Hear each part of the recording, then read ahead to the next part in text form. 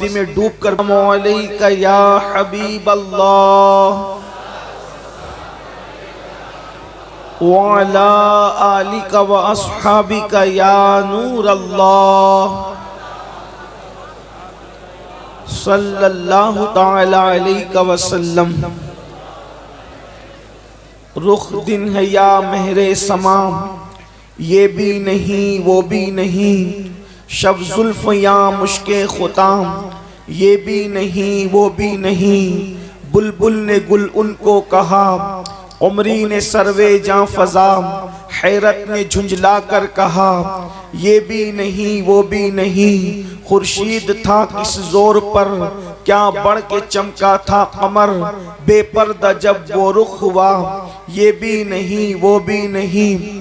दिन लहवों में खोना तुझे, शब सुबह तक सोना तुझे, शर्मे नबी खौफे खुदा, ये भी नहीं वो भी नहीं। रिज़्क़े खुदा खाया किया, फरमाने हक ताला किया, शुक्रे करम तरसे सजा, ये भी नहीं वो भी नहीं। डर था कि इसियां की सजा, अब होगी या रोज़े जजा, डर था कि इसियां की सजा, अब होगी या रोज़े जजा। दी उनकी रहमत ने सदा, ये भी नहीं वो भी नहीं। है बुलबुले रंगी रजा, या तूतिए नगमा सरा, है बुलबुले रंगी रजा, या तूतिए नगमा सरा। हक ये के वासिफ है तेरा, ये भी नहीं वो भी नहीं। मुझे एक वाकया याद आ रहा है अपनी बहनों की, और आप सबकी खास तवज्जो। थोड़ी सी मुश्किल आती है, थोड़ा सा वक्त आता है, थोड़ी सी तकलीफ आती है, लेकिन अगर हम हिम्मत से काम ले और अपने बच्चों को पढ़ाएं तो हमारा बच्चा क़यामत तक हमारे नाम को जिंदा करने वाला बन सकता है। हजरत सैयदना महबूब इलाही ख्वाजा निजामुद्दीन औलिया का नाम तो सभी ने सुना होगा। शायद ही कोई सुन्नी का बच्चा हो जिसके कानों में सुल्तानुल औलिया, शेखुल मशाइख, शेखुल इस्लाम वल मुस्लिमीन हजरत ख्वाजा निजामुद्दीन औलिया का नाम ना हो। जानते हैं ख्वाजा निजामुद्दीन औलिया, अल्लाह अकबर, छोटी सी उम्र है, उनकी वालिदा बेवा हो गई और आप यतीम हो गए। तो जानते हैं क्या है हालात ये थे, घर में फाका रहता था, घर में कई कई दिन तक खाने को नहीं रहता था। निजामुद्दीन औलिया फरमाते हैं मेरा बचपना था जब हमारे घर में फाका होता था तो मेरी अम्मी जो राबियातुल अस्र थी वो ये नहीं कहती थी कि बेटा आज फाका है। मेरी माँ ये नहीं कहती थी, देखो बच्चों की तरबियत माएँ कैसे करती थी, मेरी माँ ये नहीं कहती थी कि आज फाका है, बल्कि मेरी माँ कहती थी बेटा आज हम अल्लाह के मेहमान हैं। जब अम्मी कहती थी आज हम अल्लाह के मेहमान हैं तो मैं समझ जाता था आज घर में फाका करना होगा। बल्कि कई दिन तक माँ के जुमले मेरे कानों में रस खोलते थे कि माँ कहती थी आज हम अल्लाह के मेहमान हैं, मतलब फाका करना है, आज हम अल्लाह के मेहमान हैं, आज फाका करना है। फरमाते हैं कई दिन तक जब मुसलसल घर में खाना पकता तो मैं अम्मी से कहता अम्मी अब तुम कब कहोगी कि आज हम अल्लाह के मेहमान हैं, इसलिए कि मुझे खा करके वो सुकून नहीं मिलता जो ये जुमला सुन करके सुकून मिलता है कि आज हम अल्लाह के मेहमान हैं। जानते हैं अल्लाह अकबर, जब कदूरी तक के हजरत महबूब इलाही को उनके उस्ताद ने पढ़ा दिया तो उस दौर के हिसाब से उस्ताद ने कहा बेटा अब तुम्हें तुम्हारी दस्तार करनी होगी, तुम्हारी दस्तार करनी होगी, इसलिए कि मैं तुम्हें जितना पढ़ा सकता था पढ़ा चुका, अब तुम्हारी दस्तार करनी होगी। उस्ताद से पूछा उस्ताद ये दस्तार का प्रोग्राम कैसे होगा? तो कहा तुम्हें अमामा लाना पड़ेगा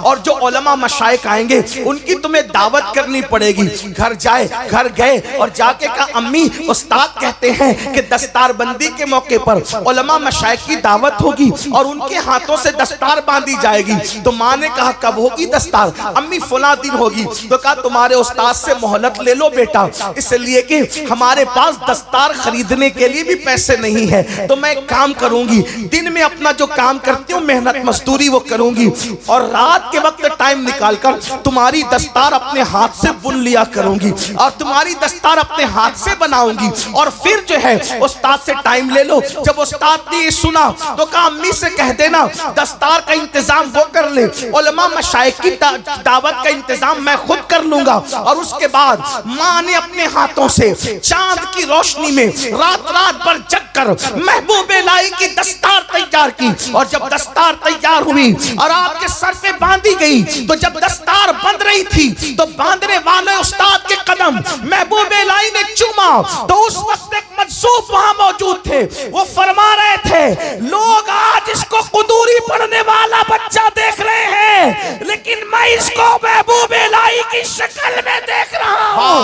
आप अंदाजा फरमाए माओ की मेहनत बच्चों को कितना आगे बढ़ाती है। मगर अफसोस आज की माएं तो सिर्फ मेकअप में मसरूफ है, आज की माएं तो अच्छे लिबास की शौकीन है, आज की माएं तो ज़ेवरात की शौकीन है। ऐ खातूने जन्नत की कनीजों, याद रखो माओ को सीरियल की अदाकारा की नकल करने से नस्लें नहीं सोरेगी। खुदा की सत की कसम, आज भी मुसलमान से लेके काफिर तक, अल्लाह अकबर, मशरिक से लेके मगरिब तक, जब भी कोई करबला का मुताला करता है तो करबला का मुताला करके हर इंसान हैरान रहता है, आखिर कोई कैसे हो सकता है जो खुदा की मोहब्बत में वतन भी छोड़ दे, खुदा की मोहब्बत में घर भी छोड़ दे, खुदा की मोहब्बत में तपते हुए रेगिस्तान पे आ जाए। अली असगर जैसा 6 महीने का लाल लुटा दे, अली अकबर जैसा 18 साल का जवान लुटा दे, पूरा के पूरा कंबा लुटा करके,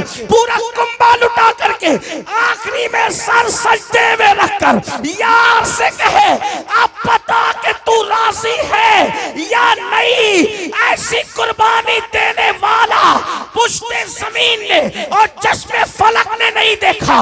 दुनिया हैरान है, लेकिन जब दुनिया हुसैन आजम को देख के हैरान होती है तो कहीं से आवाज आती है, हुसैन ऐसे न होते अगर उनको फातिमा जैसी मां की तरबियत नसीब ना।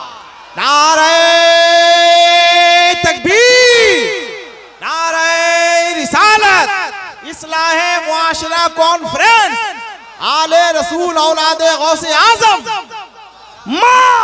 माँ किसी को हुसैन बनाती है शहीद करबला, माँ किसी को गौसे आजम बनाती है, माँ किसी को गरीब नवाज बनाती है, माँ किसी को महबूब इलाही बनाती है, माँ किसी को फरीदुद्दीन गंजे शकर बनाती है। ये माओ का किरदार है। माँ किसी को सुल्तानुल आरिफीन बायजीद बुस्तामी बनाती है। आपसे पूछना चाहता हूँ, ये माओ का किरदार है। अल्लाह अल्लाह, किसी कहने वाले ने कहा था आज भी हो सकता है ईसा सा बेटा पैदा, लेकिन मैं इसमें थोड़ी तरमीम करता हूं। हम नबी की मिसलियत के कायल नहीं है, इसलिए कहता हूं आज भी हो सकता है ईसा का परतो पैदा, आज भी हो सकता है ईसा का परतो पैदा। माँ की गोद ही मिलती नहीं मरियम की तरह। अगर आज भी माँ की गोद मिस्ले मरियम हो जाए तो लोग ईसा तो नहीं बल्कि परतवे ईसा बनकर पैदा होंगे। आज भी माँ की गोद अगर सज्जदा फातिमा का किरदार ले ले, फातिमा ज़हरा का कैरेक्टर ले ले, इंशाअल्लाह लोग गुलामे हुसैन बनकर जरूर पैदा होंगे। तो अर्ज ये कर रहा था, इल्म की वजह से खौफे खुदा पैदा होता है, और जब खौफे खुदा होगा तो इंशाअल्लाह गुनाहों से छुटकारा मिलेगा। इल्म को आम करना होगा, इल्म को आगे बढ़ाना होगा, जहालत की वादियों से निकलना होगा। अगर दुनिया की दूसरी कौमों के सामने कंधे से कंधा लगा के खड़ा होना है, इल्म को आम करना होगा, इल्म के रास्ते पर चलना होगा।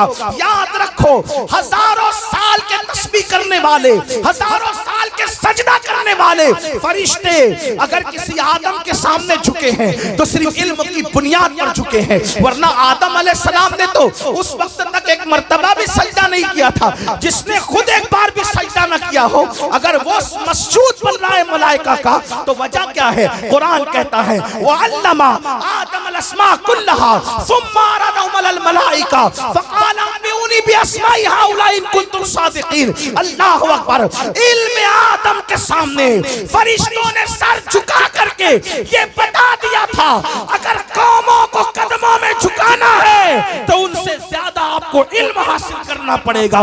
लेकिन अफसोस, अल्लाहु अकबर, वो कौम जो दुनिया को इल्म की खैरात देने आई थी, वो कौम जो दुनिया को ज़ेवर इल्म से आरास्ता करने आई थी, वो कौम जो दुनिया को इल्म अता करने आई थी, आज वो कौम इल्म से दूर होती जा रही है। याद रखें, जामिया अहले सुन्नत, गौसिया रज़विया, आइए मदरसा और जितने अहले सुन्नत के मदारिस से आपके इलाके में, उनकी मदद करें, उनकी इमदाद करें, उनका ताउन करें। मैं अपनी गुफ्तगू को जल्दी जल्दी से समेट रहा हूँ, इसलिए कि मेरे बाद एक अजीम खतीब की खिताबत हुजूर अमीर सुन्नी दावत इस्लामी के हवाले से आपको समाअत करनी है। तो अर्ज ये कर रहा था, याद रखना इल्म होना जरूरी है, लेकिन फिर कहता हूँ साइंस सिखाओ, टेक्नोलॉजी सिखाओ, ज्योग्राफी सिखाओ, अलजेब्रा सिखाओ, हर इल्म सिखाओ, मगर पहले अपने बच्चे को मुसलमान बनाओ ताकि वो दीन सीखे। आज बड़ी माजरत के साथ जितने लोग मेरे भाई बैठे हैं, मैं किसी का हाथ नहीं उठाऊंगा, लेकिन आपसे कहना चाहता हूँ इनमें से कितने लोग हैं जिनको वुजू करना आता है, जिनको गुस्ल करना आता है। बड़ी माजरत के साथ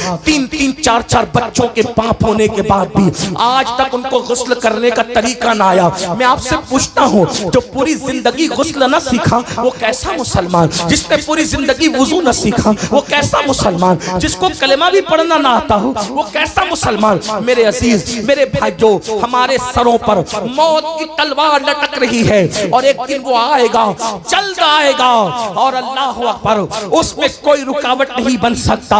वो मौत की लटकती हुई तलवार हमारे जिस्म से हमारी रूह के रिश्ते को खत्म कर देगी। रूह से जिस्म का रिश्ता टूट जाएगा, और जब रूह से जिस्म का रिश्ता टूट जाएगा तो ये दुनिया में हमेशा नहीं रहेंगे। इस दुनिया से कूच करना होगा, इस दुनिया से रुखसत लेनी होगी। अल्लाह अकबर, वहां क्या देखा जाएगा? कफन में फैक्ट्रियां नहीं ले जाओगे, कफन में दौलत नहीं ले जाओगे, कफन में माल नहीं ले जाओगे, कफन में हसब नसब नहीं ले जाओगे, खून के रिश्ते तो यहीं टूट जाएंगे। कफन में क्या जाएगा? अल्लाह अकबर, कुरान कहता है ला तंस नसीबका मिनद दुनिया, अपने नसीब का दुनिया से मत भूल, दुनिया से अपने नसीब का मत भूल। तू दुनिया से कुछ नहीं ले जाएगा, या तो तू कफन में अपना अच्छा अमल ले जाएगा या अपना बुरा अमल ले जाएगा। अल्लाह अकबर, इल्म हासिल नहीं करते इसलिए माँ बाप की हक की अदायगी नहीं करते, इल्म हासिल नहीं करते इसलिए बीवी का हुकूक के हुकूक नहीं जानते, इल्म हासिल नहीं करते इसलिए शराब में, जुए में और अलग अलग जराइम के अंदर मुब्तला है। आइए आपको बताऊं, अल्लाह अकबर, बहुत सारे गुनाहों के अंदर आज जो गुनाह शबाब पर है बहुत तेजी के साथ आगे बढ़ रहे हैं, और जो हमारी कौम के 16-16, 17-17 साल के लड़के जिन गुनाहों के अंदर मुब्तला हैं वो 3 हैं, और ये 3 गुनाह बहुत कसरत से आम हो रहे हैं। नंबर 1 नाजायज ताल्लुकात, अफेयर के हवाले से, नंबर 2 जुआ, और नंबर 3 शराब। ये तो इल्म की कमी है, लेकिन याद रखना इल्म की कमी कोई उज़्र नहीं है। मैंने आपको बता दिया। अल्लाह अकबर, आज शायद ही कोई लड़का ऐसा होगा या इल्ला माशाअल्लाह कोई बेटी ऐसी होगी, आप बुरा नहीं माने, सबकी बात नहीं करता, मैं चंद की बात करता हूँ, लेकिन हालात ये हैं जहाँ तक में अल्लाह पाक जरूरत है, खुदा करे मेरे दिल का दर्द वहां तक पहुंचे। कौम की बेटियां अल्लाह अल्लाह अजनबी लड़कों से बात करें, नौजवान लड़के अजनबी लड़कियों से बात करें, और फिर उसको गर्ल फ्रेंड का नाम कोई दे दे, कोई उसको जो है वो अल्लाह अकबर बॉयफ्रेंड का नाम दे दे। इस्लाम में इसका कोई तसव्वुर नहीं है। मेरे अजीज भाइयों, दीन सीखो तो दीन आपको बताएगा। चचा जाद भाई से, सगे चचा के बेटे से भी बालिग लड़की को पर्दा करना वैसे ही फर्ज है जैसे अजनबी मर्दों से पर्दा करना फर्ज है। जो मजहब चचा जाद भाई से पर्दा करने का हुक्म देता हो, जो मजहब मामूजात भाई से पर्दा करने का हुक्म देता हो, जो मजहब फूफीजात भाई से पर्दा करने का हुक्म देता हो, आखिर उस मजहब के मानने वाले कॉलेज के अंदर कैसे फ्रेंड बनाने लगे,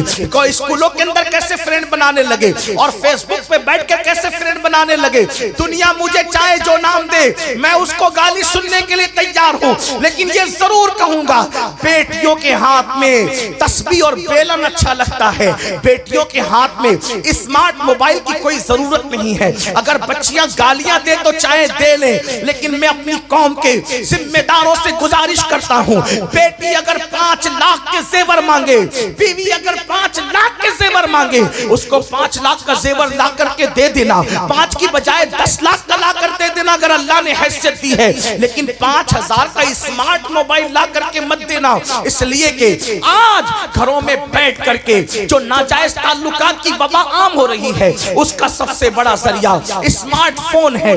बेटियों को स्मार्टफोन न दो, अगर बहुत ज्यादा जरूरत है तो सिर्फ फोन पर बात करने के लिए कोई हल्का फुल्का सा ऐसा हो जिसमें तस्वीरें न हो, जिसमें इंटरनेट ना हो, इसमें आबरू बचाने का जरिया है। वरना याद रखो, आज फेसबुक ने वो दिन दिखाए कि शरीफ घरों की बेटियां भी दूसरों के साथ भागती हुई नजर आई है। अल्लाह अकबर, क्या तूफान है इंटरनेट के जंगल ने बपा किया है, इसका अंदाजा शायद देहात में बैठे हुए लोगों को नहीं हो सकता। मेरे आका सल्लल्लाहु अलैहि वसल्लम के दीवानों, याद रखो, हमारे यहाँ बेटी की इज्जत को बहुत बुलंद मकाम दिया गया है। लोग कहते हैं मुसलमान बेटी की आजादी नहीं चाहता, हम कहते हैं बेटी की आजादी इसलिए चाहे तुम।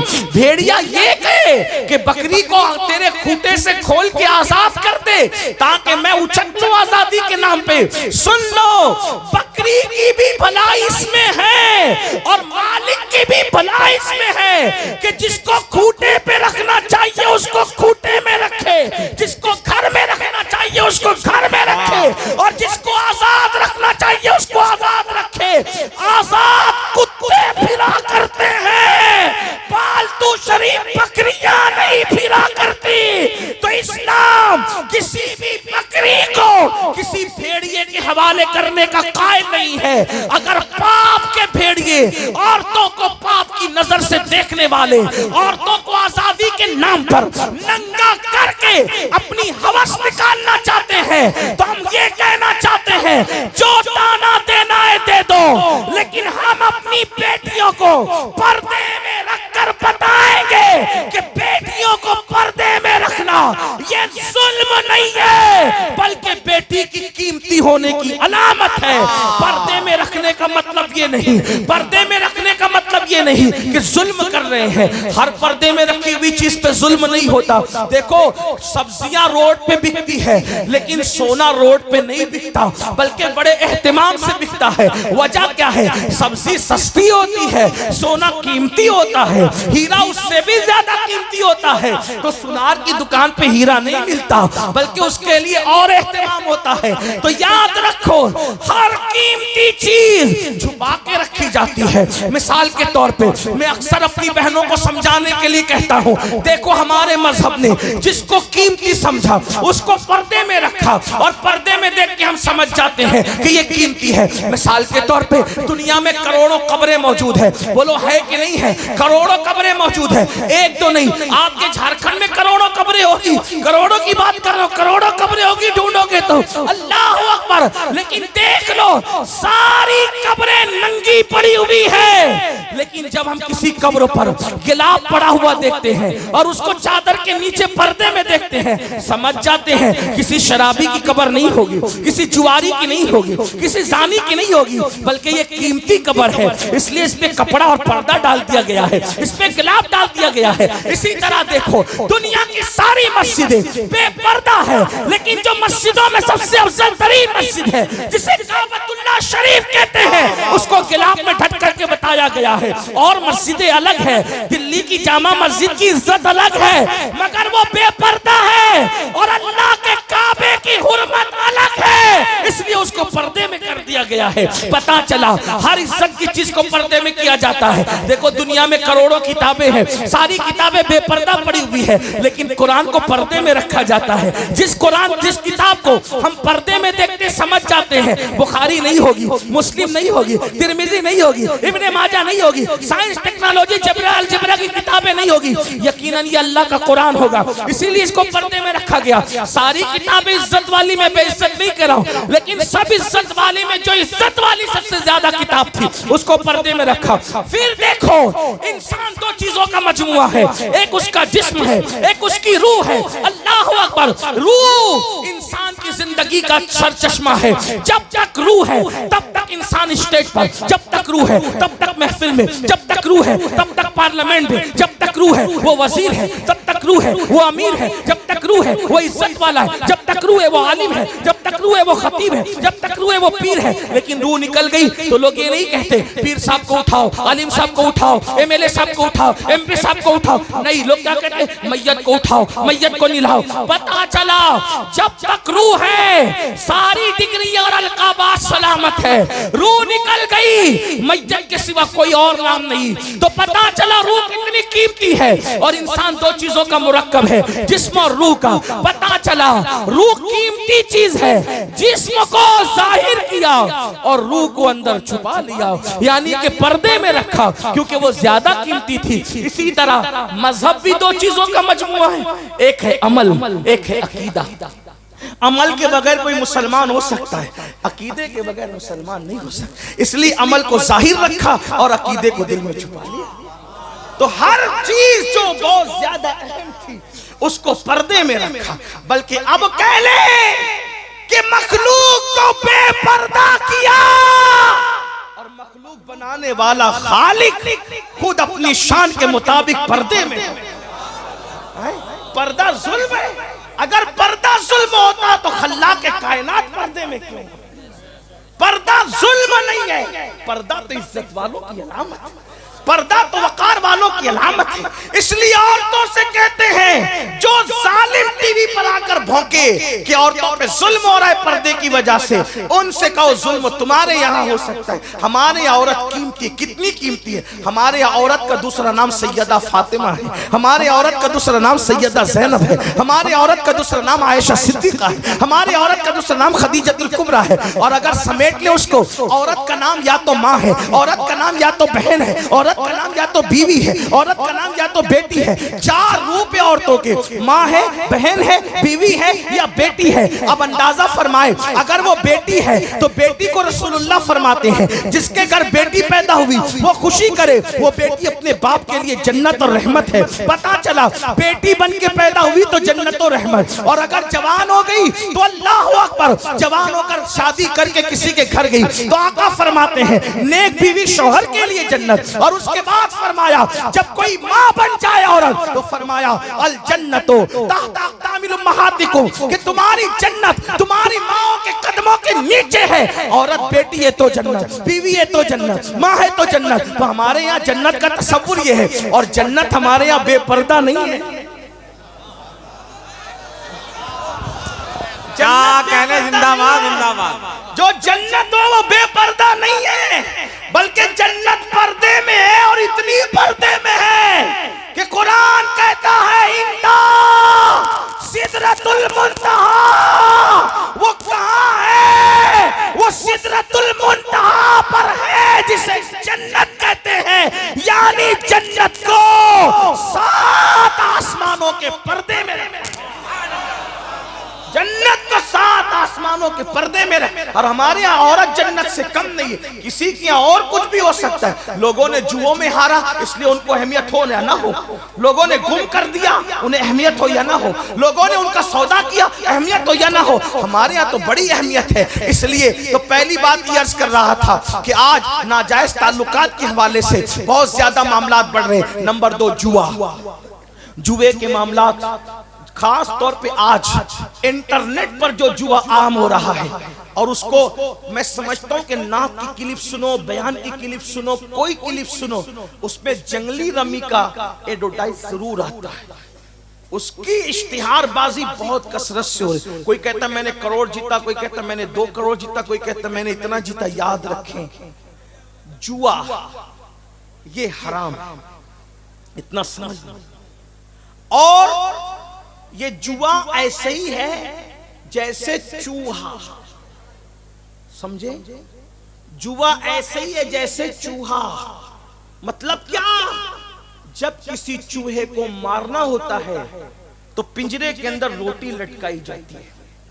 चूहा रोटी देखकर आता है, और आने के बाद जैसी रोटी खींचता है तो रोटी मुंह में आए या ना आए, लेकिन पिंजरे का दरवाजा बंद हो जाता है, और फिर चूहा हमेशा के लिए अपना वजूद खो देता है। ऐसे ये जुआ एक लटकती हुई रोटी की तरह है जैसे चूहे के लिए। ये लालच में मत आओ, इजी मनी के चक्कर में जो भी पड़ा वो रोड पे आ गया।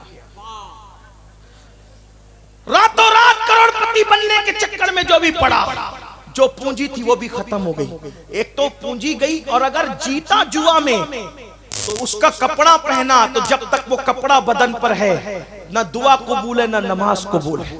अगर उसी जुए से घर बनाया तो जब तक उसकी ईंट बाकी रहेगी जुआ खेलने वाले पे अल्लाह की लानत बरसती रहेगी। और सबसे बड़ा खसारा और नुकसान, दिल के कानों से सुन लो, अगर सुन सकते हो तो, मेरे आका गैब दा नबी सल्लल्लाहु अलैहि वसल्लम ने फरमाया कि जिसने दुनिया में जुआ खेला होगा जब वो कयामत के दिन उठेगा तो उसका हाथ सूअर के खून में रंगा हुआ होगा, उसका हाथ सूअर के खून में रंगा हुआ होगा। अल्लाह अकबर। कयामत के दिन आप सूअर के नाम से बहुत नफरत करते हैं, लेकिन जुआ खेलने वालों, जुआ से दिलचस्पी रखने वालों, मेरे भाइयों, ये मेरे नबी का फरमान है, अपने आका का फरमान है। और जरा सुनो उसका नुकसान क्या है। मेरे आका गैब दा नबी सल्लल्लाहु अलैहि वसल्लम फरमाते हैं जिसने दुनिया में जुआ खेला होगा, बल्कि यहाँ तक इमाम गजाली ने लिखा कि जुआ के आलात अपने हाथ में लिए होंगे, वो हाल इस हालत में कयामत में उठेगा कि उसका हाथ सूअर के खून में रंगा होगा।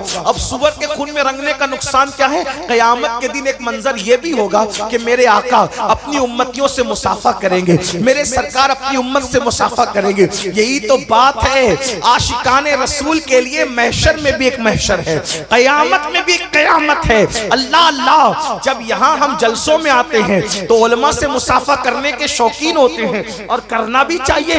हो सके तो जिंदगी में या तो किसी नेक के पीछे नमाज पढ़ लो या किसी नेक से मुसाफा कर लो। क्या होता है जब नेक सजदे से सर उठाता है, हदीस पाक है, तवज्जो करें, जब कोई नेक बंदा सजदे से सर उठाता है तो उसके पीछे जितने खड़े रहते हैं अल्लाह सबकी मगफिरत फरमा देता है। और जब कोई किसी नेक बंदे से मुसाफा करता है तो जिसने नेक बंदे से मुसाफा किया अल्लाह पाक उसकी भी मगफिरत फरमा देता है। एक जालिम बादशाह की मौत के बाद किसी ने उसको जन्नत में टहलते देखा, पूछा कि तेरा क्या हाल है। उसने कहा मैं जन्नत में हूँ। कहा दुश्मने खुदा तू जन्नत में कैसे। तो उसने जवाब दिया एक मर्तबा इमाम हसन बसरी के हाथ चूमे थे, उसी की वजह से अल्लाह ने मेरी मगफिरत फरमा दी। आपसे पूछता हूँ उलमा सादात नेक बंदों से मुसाफा जब इतनी बड़ी बात है तो कयामत के दिन कैसी लालच होगी जब वो हुस्ने सरापा, वो जलवे जहां आ रहा, वो हुस्ने तमाम, वो हुस्ने कामिल, वो रश्के कमर, अल्लाह अकबर, वो रश्के गुल, बल्कि रश्के गुलशन। मेरे इमाम कहते हैं वो है लम्हाए नाजुक उनके हजार चढ़ते हैं फूल जिनसे, वो है लम्हाए नाजुक उनके हजार चढ़ते हैं फूल जिनसे। गुलाब गुलशन में देख बुलबुल, ये देख गुलशन गुलाब में है, कितने खूबसूरत है मेरे आका। अल्लाह अकबर। फरमाया गया कयामत में मेरे आका अपनी उम्मत से मुसाफा करेंगे, लेकिन आप मुझे बताओ जिनके हाथ जुआ खेलने की वजह से सूअर के खून में रंगे हुए होंगे, ऐ मेरी कौम के जवानों जरा उस वक्त का तसव्वुर करो, उस वक्त का तसव्वुर करो, उन हालात का तसव्वुर करो, उस कयामत का तसव्वुर करो। आका का जलवा सामने है और तुमने जुआ खेला है और हाथ सूअर के खून में है, तो क्या मेरे आका से मुसाफा कर सकोगे। उस वक्त का पछताना कैसा पछताना होगा, उस वक्त की हसरत कैसी हसरत होगी, उस वक्त की तकलीफ कैसी तकलीफ होगी। मगर याद रखो उस वक्त के पछताने से कोई काम नहीं आएगा, कुछ हाथ नहीं आएगा। अगर पछताना है तो अभी, तौबा करना है तो अभी, पलटना है तो अभी, अल्लाह अकबर, रुजू करना है तो अभी। और तीसरा और आखिरी गुनाह तो बहुत है, लेकिन अब आखिरी गुनाह पढ़कर अपनी गुफ्तगू मुकम्मल करना चाहता हूँ, लेकिन सबको ध्यान से सुनना होगा। वो गुनाह कौन सा है। वो गुनाह नशे का गुनाह है। आज अल्लाह अकबर फिल्मों की वजह से, सीरियलों की वजह से, आवारा दोस्तों की वजह से नशा बढ़ता जा रहा है, इतना बढ़ रहा है। कोई नशे से, कोई शराब से नशा कर रहा है, कोई एमडी से नशा कर रहा है, कोई इंजेक्शन से नशा कर रहा है, कोई हीरोइन से नशा कर रहा है, कोई चरस और भंग से नशा कर रहा है, कोई गोलियों से नशा कर रहा है, कोई दवाओं से नशा कर रहा है। याद रखना मेरे आका गैब दा नबी सल्लल्लाहु अलैहि वसल्लम ने फरमाया कुल्लु मुस्किरिन हराम, हर नशावर चीज हराम है। मेरे भाइयों हर नशा हराम है, किसी भी नशे की इजाजत नहीं दी गई। और आप जानते हैं अल्लाह अकबर किताबों में लिखा है अब्दुल मलिक इब्ने मरवान के दरबार में, मरवान का बेटा अब्दुल मलिक जब वो बादशाह बना उसके दरबार में कफन चोर आया और उसने कहा मैंने कफन चोरी से तौबा की। तो मरवान के बेटे अब्दुल अब्दुल मलिक ने पूछा, ए कफनचोर, तूने कैसे तौबा की, क्यों तौबा की, तौबा करने की वजह क्या है? तो उसने बयान किया, एक मर्तबा मैं कफन चोरी करने गया तो मैंने क्या देखा कि कब्र मैंने खोली, तो कब्र खोलने के बाद क्या देखा कि मुर्दे का चेहरा किबले से फिरा हुआ है, मुर्दे का चेहरा किबले से फिरा हुआ है और उसकी कब्र में आग भड़क रही है। अल्लाह अकबर, उसकी चीखें निकल रही है। मैं हैरान होकर भागा तो गैब से आवाज आई, ऐ बंदे, पूछना नहीं कि इसका चेहरा किबले से क्यों फिरा हुआ है, इसकी कब्र में आग क्यों भड़क रही है। तो मैंने पूछा क्यों भड़क रही है, तो कहा ये नमाज में सुस्ती करता था, ये नमाज नहीं पढ़ता था, इसलिए इसका चेहरा किबले से फिरा हुआ। मुझे ये हिकमत समझ में आई, बेनमाजी का चेहरा किबले से फिरा हुआ क्यों? क्योंकि वो दुनिया में किबले की तरफ रुख नहीं करता था। तो जीते जी जिसने नमाज की हालत में किबले की तरफ रुख नहीं किया, अल्लाह अकबर, अल्लाह ने मरने के बाद उसका मुंह किबले से फेर दिया। अल्लाह अकबर, ये भी बड़ा दर्दनाक अलमिया है। हालांकि मेरा उन्वान आज नमाज नहीं, मुझे जो उन्वानात दिए गए मैं उसके एंड पर पहुंच रहा हूं, लेकिन इतना जरूर कहूंगा, आज बड़े अफसोस की बात, फेसबुक, व्हाट्सएप, यूट्यूब के लिए, दोस्तों के लिए, सबके लिए वक्त है। अगर वक्त नहीं है तो मेरे अल्लाह के लिए वक्त नहीं है। ऐ मेरे आका सल्लल्लाहु अलैहि वसल्लम के दीवानों, याद रखो, किस मुंह से कहते हो कि नबी के नाम पे जान दे देंगे, किस मुंह से कहते हो नबी के नाम पे सब कुर्बान कर देंगे। जो कौम अपने नबी के नाम पर 10 मिनट का वक्त कुर्बान न कर सके, मेरे भाइयों, नमाज के लिए 10 मिनट से ज्यादा का टाइम नहीं लगता। सुन लो, अल्लाह के रसूल गैब का नबी सल्लल्लाहु अलैहि वसल्लम फरमाते हैं, ऐ मेरे सहाबा, आका ने अपने असहाब से कहा, ऐ मेरे सहाबा, दुआ करो, अल्लाह किसी को बदबख्त न करे, अल्लाह किसी को महरूम न करे। इस हदीस को दिल के कानों से सुन लो, मेरी बात पे तवज्जो करें, गौर फरमाएं। अल्लाह अकबर, आका क्या फरमाते हैं, ऐ मेरे सहाबा, ये दुआ करो, अल्लाह किसी को बदबख्त और महरूम न करे। सहाबे किराम ने अर्ज़ की, आका बदबख्त कौन है, महरूम कौन है? तो आका फरमाते हैं, जो नमाज छोड़ देता है वो बदबख्त भी है और वो महरूम भी है। और मेरे आका ने यहाँ तक फरमाया, जिसने जानबूझकर नमाज छोड़ दी वो मेरे जिम्मे से बाहर हो गया, वो मेरे जिम्मे से खारिज हो गया। क़यामत के दिन उसके साथ मेरा कोई वादा नहीं है। अल्लाह अकबर, क्या समझ रहे हो? आका करीम सल्लल्लाहु अलैहि वसल्लम ने यहाँ तक इरशाद फरमाया, जिसने नमाज छोड़ दी अल्लाह उसके किसी अमल को कबूल नहीं करेगा। अल्लाह अकबर, ऐ मस्जिदों को वीरान करने वालों, सिर्फ 10 मिनट का टाइम है। तुम जान देने की बात करते हो मेरे भाइयों, यकीनन तुम सच्चे हो, लेकिन नमाज की अहमियत समझ लो। पूरे कुरान में कमोबेश 700 मर्तबा अल्लाह ने नमाज का हुक्म दिया। और कुर्रतुल उयून के अंदर फकी अबुल लैस एक हदीस लिखते हैं, उसको सुन ले। हदीस पाक सुने, अल्लाह के रसूल अलैहिस्सलाम फरमाते, जहन्नम में एक वादी है, जिस वादी से दिन में 5 मर्तबा जहन्नम खुद भी अल्लाह की पनाह मांगता है। एक वादी जहन्नम में ऐसी है जिससे दिन में 5 मर्तबा जहन्नम भी अल्लाह की पनाह मांगता है। और उस वादी की आग का ये हाल है, आग की हरारत का ये हाल है कि अगर उसमें पहाड़ डाल दिए जाए तो पहाड़ भी पिघल जाए। उस जहन्नम की वादी में पहाड़ भी पिघल जाए।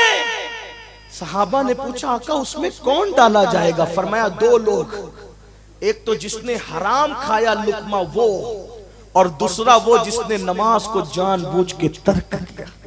मैं आपसे पूछता हूं, अगर आप ये कैद लगाते ना कि अमीनुल कादरी हमारा पैर पकड़ ले तो हम नमाज पढ़ेंगे, मैं आप सबके पैरों को पकड़ के कहता कि नमाज पढ़ो। क्यों? उसकी वजह ये है मेरे अजीज, इतने कमजोर हैं हम कि मच्छर का डंक हमसे बर्दाश्त नहीं होता। इतने कमजोर हैं हम कि मक्खी का डंक हमसे बर्दाश्त नहीं होता। इतने कमजोर हैं हम कि हमसे सर्दी और गर्मी बर्दाश्त नहीं होती। जिस जहन्नम के अंदर पहाड़ पिघलेंगे, उस जहन्नम की आग को ये कमजोर जिस्म कैसे बर्दाश्त करेगा, कैसे गवारा करेगा। सोचो, खेत का बिच्छू डंक मार ले तो हम उसको बर्दाश्त नहीं कर पाते। जब जहन्नम का बिच्छू, जिसके बारे में अल्लाह के रसूल फरमाते हैं जहन्नम में एक वादी है जिसका नाम जुब्बुल हुस्न है, जुब्बुल हुस्न, और आका फरमाते हैं जुब्बुल हुस्न के अंदर खच्चर की तरह मोटे मोटे काले बिच्छू है, और एक बिच्छू ऐसा है जिसके मुंह के अंदर 70 डंक है। हर डंक में एक जहर की थैली है। जब वो किसी को डंक मारेगा तो 1000 साल तक के जहर उसके जिस्म के अंदर घूमता रहेगा। उसका जिस्म का गोश्त झड़ जाएगा, उसकी हड्डियां टूट जाएगी। ये अल्लाह के सच्चे रसूल ने फरमाया। जिस नबी के कहने पर अल्लाह को एक माना, जिसके कहने पे कुरान को अल्लाह की किताब मानी, जिसके कहने पर इस्लाम को अल्लाह का दीन माना, वो नबी फरमा रहे हैं जुब्बुल हुस्न में एक बिच्छू ऐसा है जो अल्लाह अकबर, उसके मुंह में 70 डंक है। हर डंक के अंदर एक एक जहर की थैली है। वो डंक मारेगा, 1000 साल तक के जहर घूमेगा, गोश्त झड़ेगा, हड्डियां टूट जाएगी। सहाबा ने पूछा आका वो कौन सा कम नसीब होगा जिसको जुब्बुल हुस्न का बिच्छू डंक मारेगा। आका फरमाते मेरे सहाबा, जिसने जानबूझकर नमाज छोड़ी होगी वो बिच्छू उसको डंक मारेगा। मेरे भाइयों बताओ वो ताकत कहां से लाओगे, वो कुव्वत कहां से लाओगे? जो कौम मक्खी और मच्छर का डंक बर्दाश्त न कर सके, वो कौम वो बिच्छुओं का डंक कहां से बर्दाश्त करेगी? आपके खूबसूरत भोले भोले चेहरे देखकर दिल में ख्याल आता है, हाँ इन चेहरों का क्या बनेगा जब इन चेहरों पर जहन्नम की आग भड़काई जाएगी। देखो हुजूर ने फरमा दिया सच है, आका ने फरमा दिया सच है। हुजूर के फरमान में शक करने वाला मुसलमान सच्चा नहीं हो सकता। इसलिए याद रखो, आज तौबा करो, बदलो, तब्दील करो। तो अर्ज क्या कर रहा था, अब्दुल मलिक बिन मरवान के दरबार में वो कफन चोर कहता है किबले से चेहरा फिरा था और आग भड़क रही थी कब्र में। तो मैंने पूछा कौन है, तो कहा गया बेनमाजी था। फिर मैं दूसरी कब्र की तरफ बढ़ा और मैंने दूसरी कब्र खोली। तो जैसे ही मैंने दूसरी कब्र खोली, भैया इसको थोड़ा सा हटा दो और मेरी तवज्जो, आप मेरी बात आप तवज्जो से सुन, हटा दो भैया इसको। अल्लाह आप पे रहम करे, जो भी कर रहा है समेट ले। दुरूद इसे बंद कर दें। दुरूद शरीफ पढ़ने, आप दुरूद शरीफ पढ़ने सब मिलके बाबा से बुलंद पढ़े दुरूद शरीफ। अल्लाहुम्मा सल्ली अला सय्यदिना व मौलाना मुहम्मदिन मअदिनिल जूदी वल करम व आलिहि व सहबिहि व बारिक व सल्लिम सलातन व सलामन अलैका या जद्दल हसन वल हुसैन। तो मैं वो कफन चोर कहता है जब मैं दूसरी कब्र को खोलने के लिए गया तो मैंने खोला तो क्या देखा कि उसके अंदर इंसान का जिस्म था और चेहरा सूअर और खिंजीर का था। तवज्जो से सुनो मेरे जवानों, नशा करने वालों, शराब पीने वालों, शराब की गोलियां खाने वालों, शराब की बोतलें गले के अंदर उंडेल वालों, नशे की गोलियां खाने वालों, दवा के नाम पे शराब पीने वालों, नाम बदल बदल कर शराब पीने वालों, अल्लाह अकबर अपने आप पे रहम करो। अरे नादान, मैंने जो नमाज की अहमियत बताई, कितनी अहम है नमाज। अहमुल इबादात है, अफजलुल इबादात है, अशरफुल इबादात है। 700 बार कमोबेश नमाज का हुक्म है। सहाबा कहते जो नमाज पढ़े वो मुसलमान हम उसको समझते थे, जो मुसलमान जो नमाज नहीं पढ़ता था हम उसको मुसलमान नहीं समझते थे। आला हजरत ने फतावा रज़विया शरीफ में मजहब नकल करते हुए लिखा कि कई सहाबा किराम बेनमाजी पर कुफ्र का फतवा देते थे। कई किताबों के अंदर ये बात लिखी है, इस पर किसका फतवा, उस पे किसका फतवा, ओ बेनमाजी तुझ पे सहाबा का फतवा है, तुझे सब पे लगे हुए फतवों की फिक्र है, अपने पे लगे हुए फतवे की तुझे कोई फिक्र नहीं है। और तुझ पर दुनिया के किसी इंसान पर तो मुफ्ती साहब ने फतवा लगाया जो काबिल ताजीम है, लेकिन तुझ पर तो सहाबा फतवा लगा रहे, ओ बेनमाजी। और सहाबा भी कुफ्र का फतवा लगा रहे। हनफी और मसलक होने की वजह से मैं बेनमाजी को डायरेक्ट काफिर नहीं कहता, लेकिन इतना जरूर है मेरे इमाम भी कहते हैं जो नमाज में सुस्ती करेगा डर है कि कुफ्र पे मरेगा, जो अजान का जवाब नहीं देगा दुनिया की बातें करेगा अजान का जवाब देने की बजाय। मेरे इमाम ने लिखा कि डर है कि वो कुफ्र पे मरेगा। इतनी अहम है नमाज, लेकिन नमाज से भी अहम कोई चीज है। क्या चीज है नमाज से अहम? अगर आप नमाज पढ़ रहे हो, सांप आ जाए और ऐसा लगे कि डंक मार देगा, तो इस्लाम क्या कहता है? नमाज तोड़ दे, जान बचा ले। यही है ना, नमाज इतनी अहम और उससे अहम जान बचाना। नमाज पढ़ रहे थे, कोई कुएं में गिरने लगा तो क्या हुक्म है? नमाज तोड़ दो और उसकी जान बचा लो। पता चला नमाज से अहम जान बचाना, नमाज इतनी अहम और उससे अहम जान बचाना। अब आप बताओ, जब जान बचाने के लिए नमाज तोड़ सकते हैं तो जान बचाने के लिए नशा क्यों नहीं छोड़ सकते? ये नशा किस्तों में तुम्हें मार रहा है, ये नशा तुम्हें किस्तों में तबाह कर रहा है, ये नशा तुम्हें इंस्टॉलमेंट पर मार रहा है, जान ले रहा है तुम्हारी। ये गुटखा, ये शराब, ये जुआ, ये नशावर दवाएं फेफड़ों को खा रही है, कैंसर पैदा कर रही है, मुंह का कैंसर, खून का कैंसर, फेफड़ों के अंदर कैंसर, इसलिए बीमारियां जन्म ले रही है। तौबा करो नशे से। इस्लाम ने नशे को मना किया और हुक्के को आज नौजवान लोग बहुत आम कर रहे हैं। ये हुक्का, याद रखना, ये हुक्के को मैं डायरेक्ट हराम तो नहीं कहता, कैसे कोई मुफ्ती भी थोड़ी हूं जो मैं कोई हुक्म लगाऊं। हुक्के को डायरेक्ट हराम नहीं कहता, लेकिन हुक्के की वजह से सिगरेट और सिगरेट की वजह से फिर दूसरे नशे आम हो रहे, तो छोटी बुराई पर ही पाबंदी लगा दो ताकि बड़ी बुराई की तरफ हमारी नस्ल न जा सके। इसलिए ये हुक्का वगैरह, तंबाकू, गुटखा और जो सिगरेट, इन सब चीजों से सच्ची तौबा करो, वरना वो बीमारियां होगी कि जिससे निपटना मुश्किल हो जाएगा। कैंसर हो जाए तो कमाने के काबिल नहीं रहता इंसान, और फिर इलाज इतना महंगा, फिर दुख अलग, तकलीफ अलग, और हालात ये कि फिर कर्ज ले लेकर बल्कि भीख मांग के इलाज करना पड़ता है लोगों को। इसलिए ऐसे हालात पर, अरे नादानो, हाल तो ये है, मेरे नबी ने तो वो गिजाएं भी नहीं खाई जिन गिजा के खाने से इंसान में सुस्ती पैदा होती है। रसूलुल्लाह ने सुस्त करने वाली गिजाओं का भी इस्तेमाल नहीं किया, और मेरी कौम बेहोश होने वाली चीजों को इस्तेमाल कर रही है, नशा करने वाली चीजों को इस्तेमाल करी। मैदे की रोटी अल्लाह के रसूल ने कभी नहीं खाई, क्योंकि पेट में मैदा जाता है, मैदा पेट में, आप क्या क्या कहते हैं, मैदे को मैदे ही कहते हैं, मैदे की रोटी पेट में जाती है तो फूल जाती है और इंसान को सुस्त कर देती है। तो अल्लाह के रसूल अलैहि सलाम ने हर उस जायज गिज़ा को भी तर्क किया जिसमें सुस्ती आती हो। अल्लाह के रसूल अपनी उम्मत को सुस्त भी नहीं देखना चाहते थे, और ये कौम नशे में डूब गई है, बेहोश हो रही है। सुन लो, अब्दुल मलिक के दरबार में वो कफन चोर कहता, मैंने देखा कि मुंह सूअर का था, जिस्म इंसान का था, और कब्र में आग भड़क रही थी, और मैं भागा तो आवाज आई, नहीं पूछता कि क्या है इसके अंदर और ये कौन है। तो मैंने पूछा ये कौन है, इसके साथ ये सुलूक क्यों हो गया है? तो जवाब आता है ये दुनिया के अंदर नशा करता था, इसलिए इसको सूअर की शक्ल दे दी गई, इसको खिंजीर की शक्ल दे दी गई। बताओ, दुनिया में नशा करके गटर और कचरे के किनारे पड़े रहते हो, और आखिरत में सूअर की शक्ल में उठना तुम्हें गवारा है? नहीं नहीं। और फिर दुनिया में हालात क्या है? बस एक वाकया जिसको हजरत मालिक इब्ने दीनार ने खुद बयान किया है, वो वाकया बयान करके अपनी गुफ्तगू मुकम्मल कर लूंगा। वो वाकया दिल के कानों से आप सुन ले। अल्लाह अल्लाह, शराबी क्या नहीं कर सकता, बल्कि हदीस में है शराबी अपनी माँ के साथ जिना भी कर सकता है, नशा करने वाला अपनी खाला की इज्जत के साथ भी खेल सकता है, नशा करने वाला अपनी बेटी की आबरू भी ले सकता है, क्योंकि नशा करने वाले को होश नहीं रहता। इसलिए नशे से तौबा कर लो, निकल आओ नशे से। हजरत मालिक दीनार कहते हैं, मैं हज के लिए गया।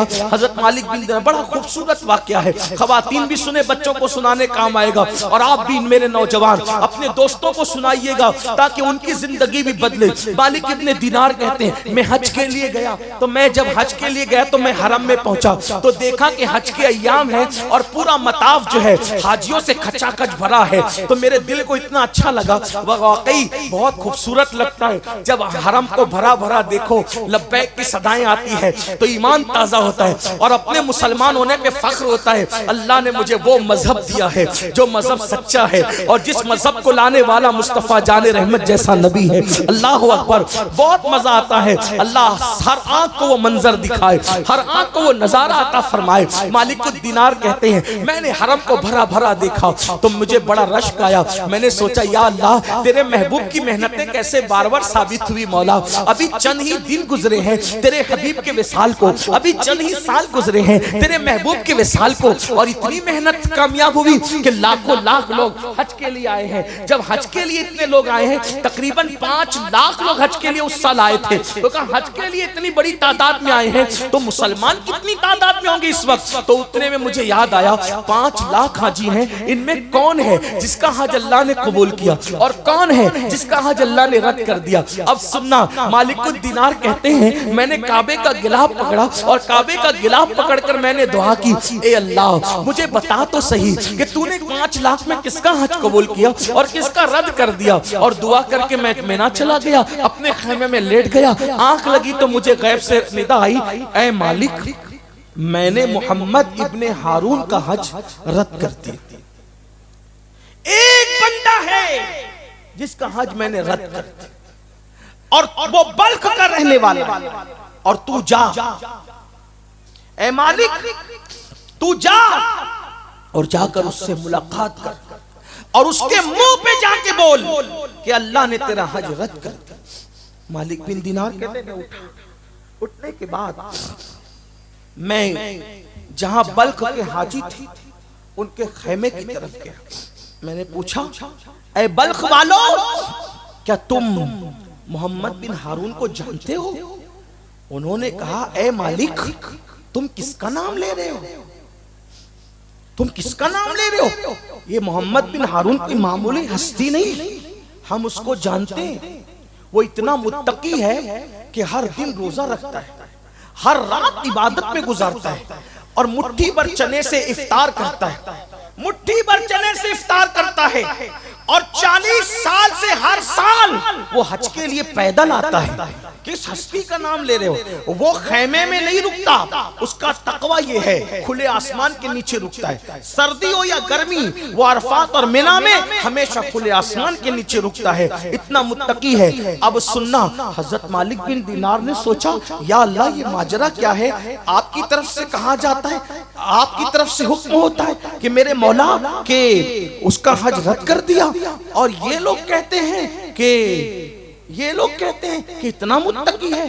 याद रखना, मखलूक अगर तारीफ करे तो उस पर घमंड नहीं करना, इसलिए कि मखलूक जाहिर देखती है और यार बातिन देखती है।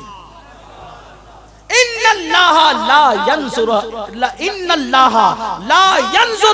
इला सुवारिकुम व इला अम्वालिकुम वलाकिन यंजुरु इला कुलूबिकुम। अल्लाह न तुम्हारे चेहरे देखता है न तुम्हारे माल देखता है, अल्लाह तो तुम्हारे दिलों को देखता है। तो याद रखना, लोगों की तारीफ पे घमंड नहीं करना, लोगों की तारीफ पे नहीं इतराना। जब तक दोनों पैर जन्नत में नहीं पहुंच जाए उस वक्त तक अपने आप को नेक तसव्वुर करने का हमें कोई हक नहीं है। पता नहीं रास्ते में क्या हो जाए और हमारे लिए इल्म इलाही में क्या है हमें नहीं पता। तो अल्लाह अकबर, मालिक बिन दीनार ने सोचा, लेकिन फिर ख्याल किया लोग कुछ भी कहें मैंने तो जाके मिलना है, क्योंकि मुझे गैबी हुक्म है कि मैं जाके इब्ने हारून से मिलूं। वहां से निकले, पूछते पूछते कि कहां है, तो पता चला कि पहाड़ों के दरमियान खड़ा होगा, इबादत में मसरूफ होगा। हजरत मालिकुद दीनार निकले, जब गए तो क्या देखा, एक बंदा है एहराम में, नंगे सर है। एहराम में था तो नंगे सर होना एक जाहिर सी बात है, वो होना ही था। और उसकी आंखों से आंसू जारी है, दाढ़ी आंसुओं से तर है, उसका एक हाथ कटा हुआ है,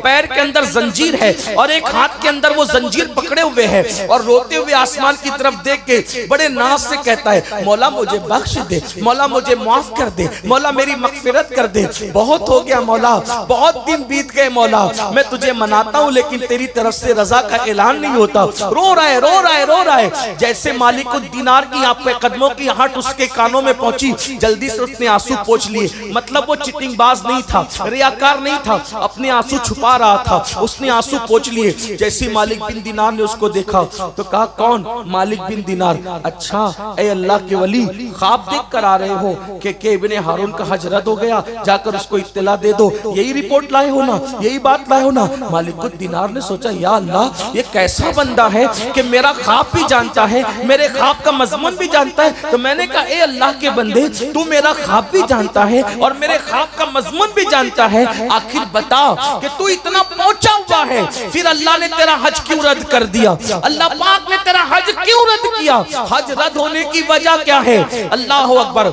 आप तवज्जो फरमाए, मेरी बात पे बहुत अहम गुफ्तगू, अहम मोड़ पर हम आ रहे हैं। आप अपनी मोबाइल को बंद कर छोड़ दें, ऐसे आप मेरी तरफ तवज्जो करें। मोबाइल की जरूरत नहीं मेरे भाई, यहाँ दिल की रोशनी की जरूरत है। महफिल पर मुस्तफा जाने रहमत की निगाह इनायत है, महफिल पर पंजतन पाक की निगाह इनायत है। आप थोड़ी तवज्जो कर ले, बस चंद जुमले के बाद बात मुकम्मल है।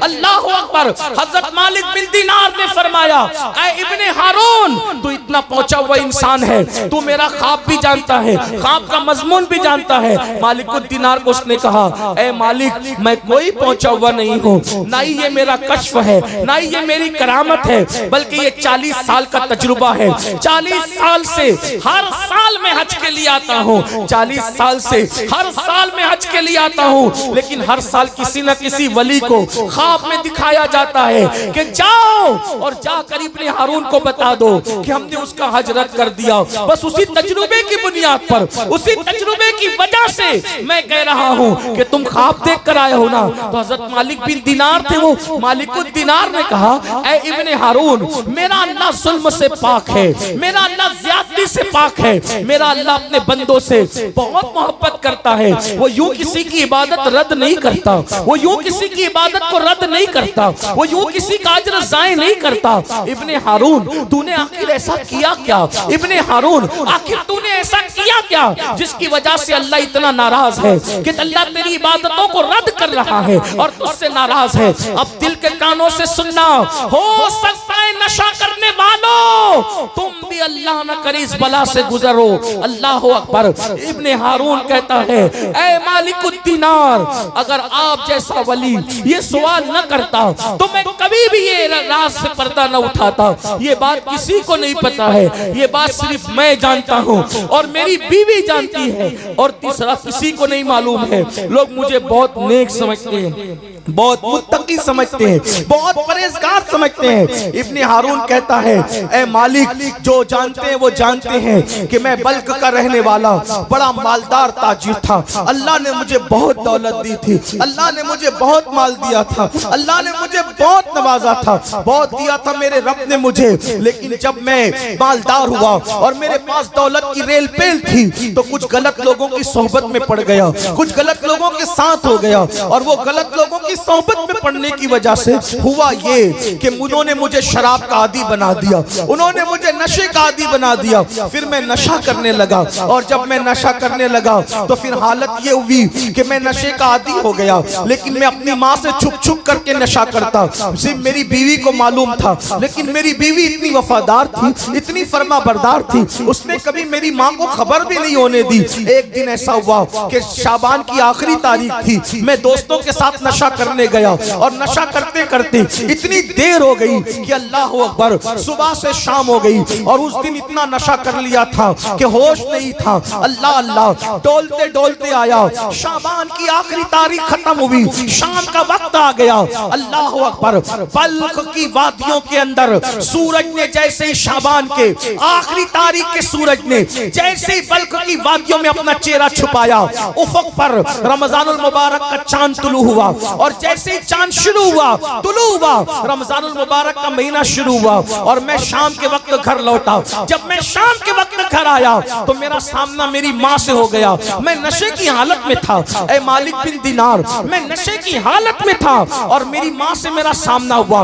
पहली मर्तबा मेरी माँ ने मुझे नशे की हालत में देखा, मेरी अम्मी ने नशे की हालत में देखा। मैं डोल रहा था, मुझे होश नहीं था। मेरी माँ ने मुझसे कहा, बदबख्त, कमबख्त, रमजान शरीफ का चांद तुलू हो गया है, लोग तरावी की तैयारी कर रहे हैं और तू नशे में धुत है। मैं अपनी माँ का बड़ा वफादार, बड़ा फर्मा बरदार था। मेरी माँ मुझ पे नाज करती थी, मेरी माँ मेरी वफा पे नाज करती थी। नशे की हालत में माँ ने देखकर मुझे एक तमाचा मारा, मेरी माँ ने मुझे एक तमाचा मारा, लेकिन मैं नशे में था।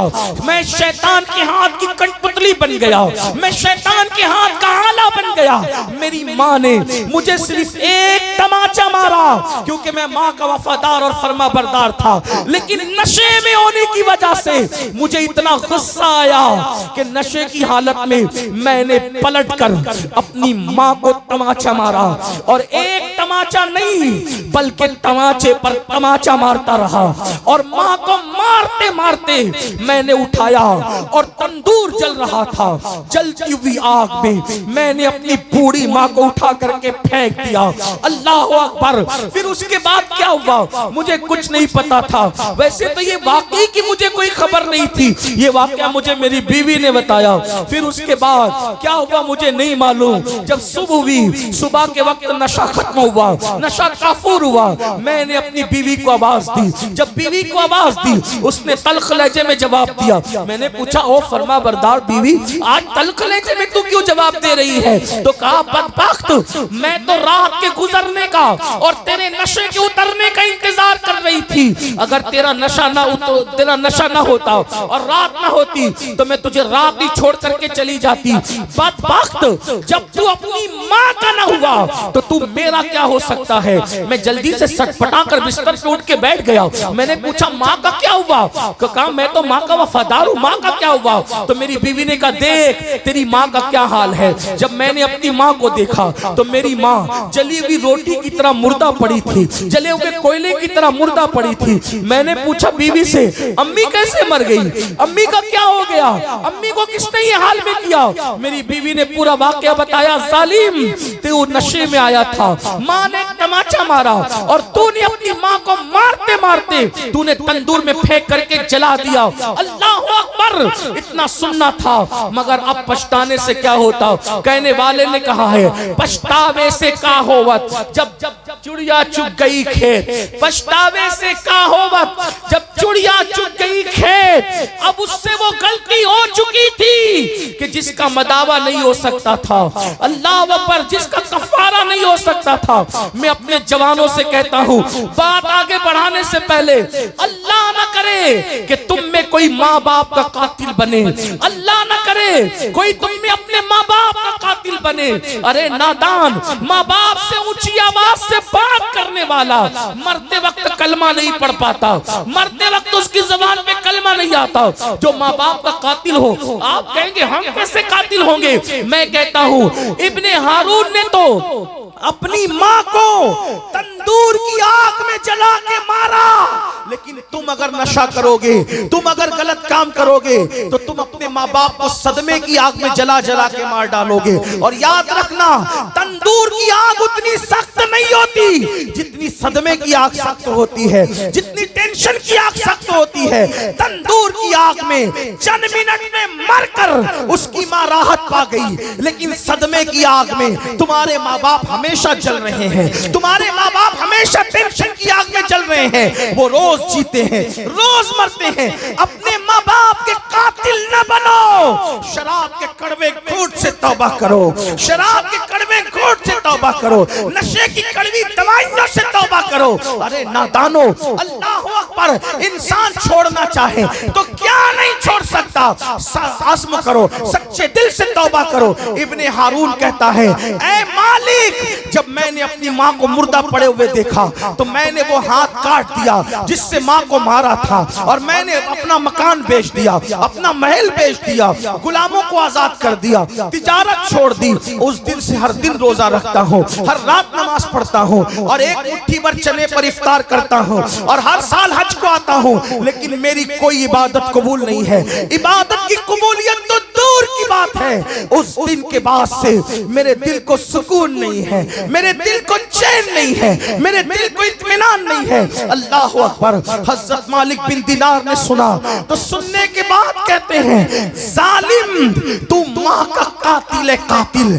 जा, अल्लाह तुझे कभी माफ न करे, अल्लाह तेरी कभी मग़फ़िरत न करे, अल्लाह तेरी कभी बख्शिश न करे। अल्लाह अकबर। ये कह करके मालिक बिन दिनार कहते हैं मैं पलट करके निकला, लेकिन जब मैं पलट के निकला तो पीछे पीछे उसकी आवाज आ रही थी, ऐ गमों को खोलने वाले खुदा, ऐ गमों को खोलने वाले खुदा, तू मुझे बख्श दे, तू मुझे माफ कर दे। मालिक दिनार कहते हैं, वो खुद बयान बयान करते हैं, मैं वापस पलट आया, बहुत दुख था, बहुत तकलीफ थी। ऐसे ऐसे लोग हैं माँ के कातिल, माँ पे जुल्म करने वाले, नशे की वजह से माँ पे जुल्म करने वाले। मैं लेटा तो मेरी आंख लग गई, मैं सोया, जब मेरी आंख लगी तो मैंने क्या देखा, अल्लाह के रसूल मेरे ख्वाब में तशरीफ लाए और अल्लाह के रसूल ने फरमाया, ऐ मालिक तूने इब्ने हारून को क्यों दुखी किया, ऐ मालिक तूने इब्ने हारून को क्यों दुखी किया। तो मालिक उद दीनार ने कहा, या रसूल अल्लाह कितना बड़ा पापी है, माँ का कितना बड़ा कातिल है,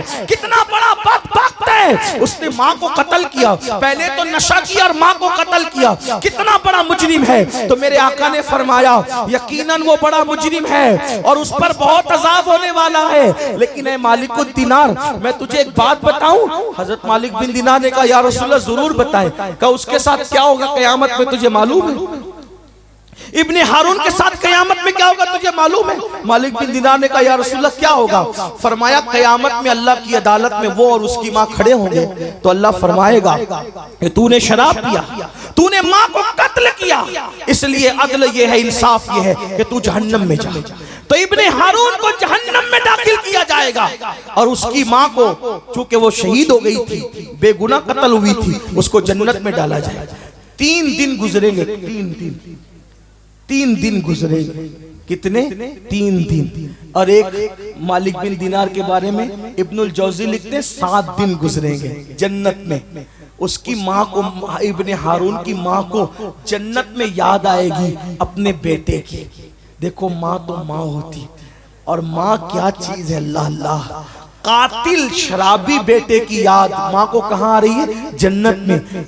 आका फरमाते, ऐ मालिक वो जन्नत में उसको उसकी अम्मी याद करेगी तो वो अब फरिश्तों से पूछेगी, ऐ फरिश्तों इब्ने हारून मेरा बेटा नहीं दिख रहा है, वो कहाँ है? तो फरिश्ते कहेंगे, उसने तुझे कत्ल किया और शराब के इसलिए वो जहन्नम में जल रहा है, जहन्नम की आग में वो जल रहा है। जहन्नम का एक दिन 50,000 साल के बराबर है, वो जहन्नम में जल रहा है।